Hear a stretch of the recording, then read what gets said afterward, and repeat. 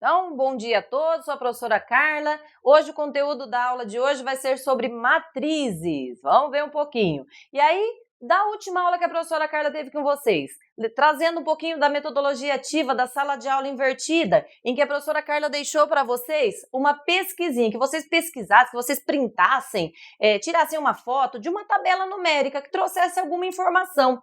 E também pedi para que vocês trouxessem informações sobre resolução de imagem, de televisão, de celulares, de tablets. Vocês lembraram de trazer? Trouxeram? Ótimo! O que você trouxe, João? Tá com a mão levantada aí? Ah, a tabela dos jogos do Brasileirão. Muito bem. Alguém trouxe mais alguma tabela? Ah, a questão da inflação? Nos 6 primeiros meses do ano? Sim, que bacana. E o que vocês observaram nessas tabelas que vocês trouxeram? Ah, sim, dá para ver, né, de uma maneira bem mais nítida, né, João? Quais os times que estão mais bem colocados pela pontuação, quais os times que estão mais lá na zona do rebaixamento. Sim, legal. A questão da imagem, alguém trouxe alguma coisa? Ah, que as televisões, né, das casas de vocês é Full HD, 4K, HD. Tá, mas e o que significa isso exatamente, né? E mais precisamente, como isso se correlaciona com a aula de hoje, que é sobre matrizes, né? Como isso se correlaciona com a matemática? Bom, vamos lá. Então, o objetivo da aula de hoje, nós vamos relacionar situações do cotidiano em que envolvam matrizes, definir o que é uma matriz e também aprender a construir uma matriz, dado uma lei de formação, ok? Bom, o probleminha da aula é, para que servem as matrizes, né? Vocês sempre perguntam, prof, mas onde que eu vou usar esse conteúdo, né? Pois bem, vamos ver onde que nós vamos usar esse conteúdo, em que situações do nosso cotidiano que a gente encontra as matrizes, né? E para que servem também, né? Bom, essa questão da resolução de imagem, que eu vou já puxar um gancho aí da pesquisinha que vocês fizeram, tá?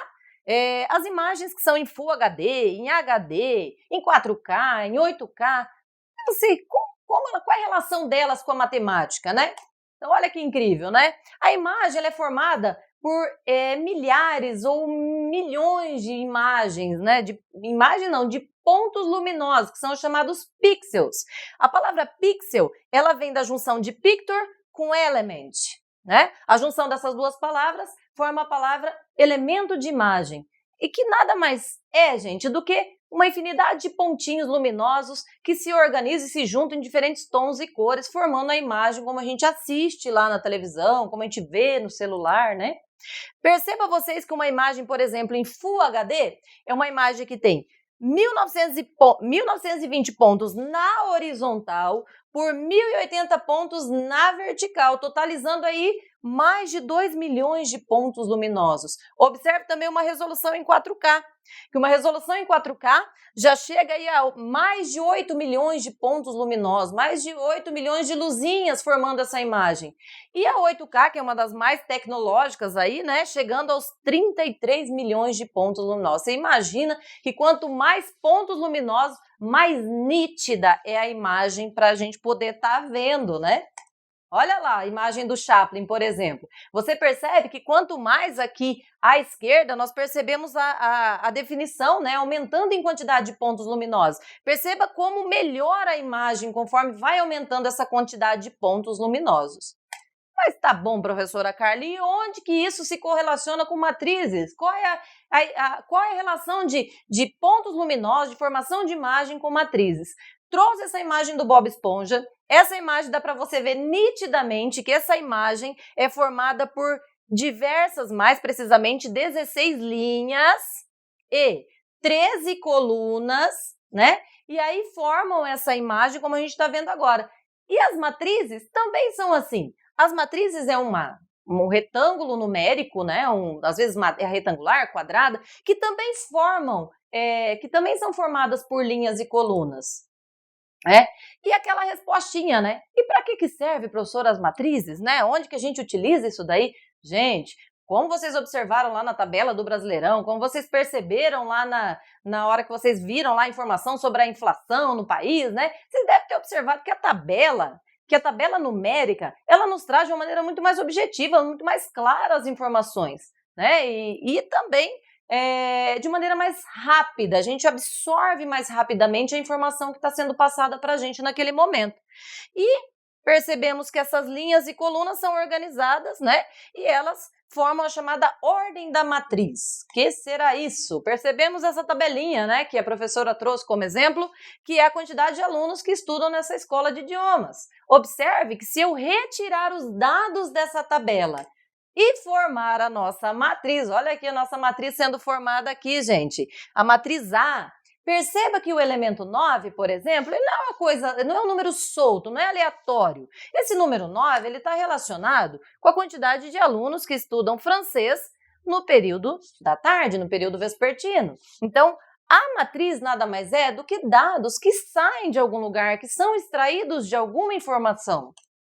Ali, né, exemplos de matrizes, essas matrizes sendo formadas por N linhas e N colunas, elas sempre delimitadas ou com o chamado parênteses ou com colchetes, o que facilita a identificação, né, que estamos falando de matrizes. A ordem da matriz, no caso a quantidade de linhas e colunas que formam essa matriz, né? Então aqui nós percebemos que tem 4 linhas e 3 colunas, por isso a ordem dessa matriz é a ordem 4×3. Aí, também outra informação importante, que é falar sobre cada númerozinho desse aqui que forma essa matriz, né? Esse conjunto numérico.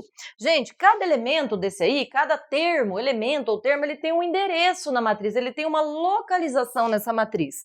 Por exemplo, o número 16, ele está na posição da terceira linha e da segunda coluna. Por isso que chamamos, né, que o elemento 16 é o elemento A32, terceira linha, segunda coluna, o endereço do número. Mais um exemplozinho, percebemos aqui a raiz de 3, né? A raiz de 3 está aqui na terceira linha e na primeira coluna, por isso que a raiz de 3 é chamada de elemento A31, né? Mais um exemplozinho, raiz de 2, a raiz de 2 está na quarta linha e terceira coluna, por isso que a raiz de 2 é o elemento A43. Então, com relação ao endereço, isso é bem importante da gente saber. Tá aí a matriz genérica. A matriz genérica é uma matriz que serve para todas as matrizes. Para construir qualquer matriz, você precisa partir de uma matriz genérica, de uma fórmula que serve para todas elas, né?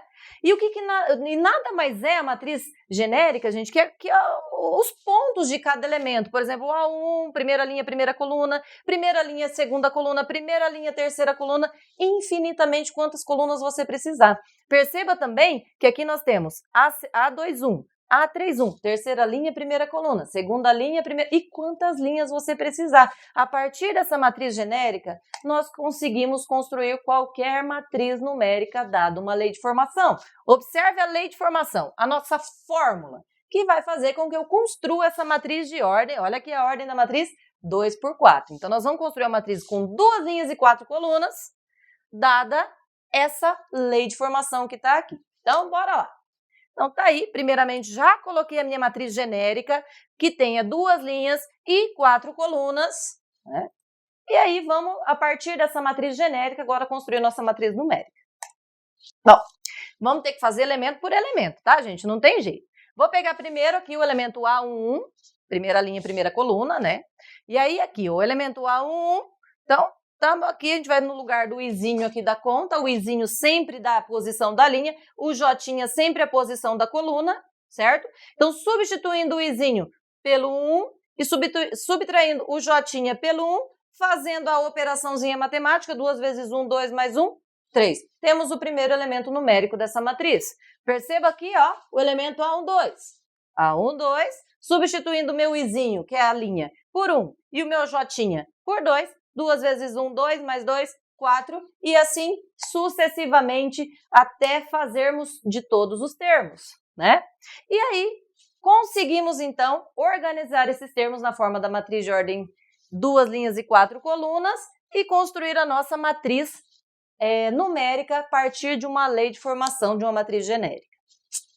Muito bem, agora é com vocês, galera. Partindo do princípio de que o aluno tem que construir o próprio conhecimento, vocês, como alunos, vão construir um pedacinho de papel, um cardzinho, vocês vão colocar em uma palavra qualquer, uma palavra que vocês queiram aí, que vocês queiram que um colega, né, decodifique, porque aqui nós vamos fazer uma codificação, nós vamos substituir os números pelas letras, tá? Aliás, isso, os números pelas letras, e aí nós vamos trocar aqui, por exemplo, vou ter um exemplozinho aqui, acho que vai ficar mais fácil. A palavra feijão, se eu quiser codificar a palavrinha feijão, bom, o F eu vou substituir pelo número 6, o E eu vou substituir pelo número 5, o I pelo número 9, assim como eu demarquei aqui, ok? E aí, como eu queria construir essa palavra feijão na ordem de uma matriz 2x3, 2 linhas e 3 colunas, tá lá, organizei essa matriz nesse formato. Então, é o que eu quero que vocês façam. Elabore uma palavra, coloque uma palavra de motivação, uma palavra engraçada, que depois a gente vai pegar essa palavrinha codificada em forma de uma matriz, que é a ordem vocês podem escolher, ok? E aí, vamos colocar numa caixinha. Quando colocarmos nessa caixinha, vamos lá revirar essa daí, cada aluno vai tirar um papelzinho desse, um cardzinho desse, e vai decodificar e vai ver a palavra que o colega escreveu, ok? 15 minutos para essa atividade, ok? Muito bem, então só finalizando, na aula de hoje nós trabalhamos um pouquinho com a formação de uma matriz, como ela se organiza e para que serve. Tá aí as nossas referências bibliográficas. Muito obrigada pela aula, tenha uma boa tarde, pessoal!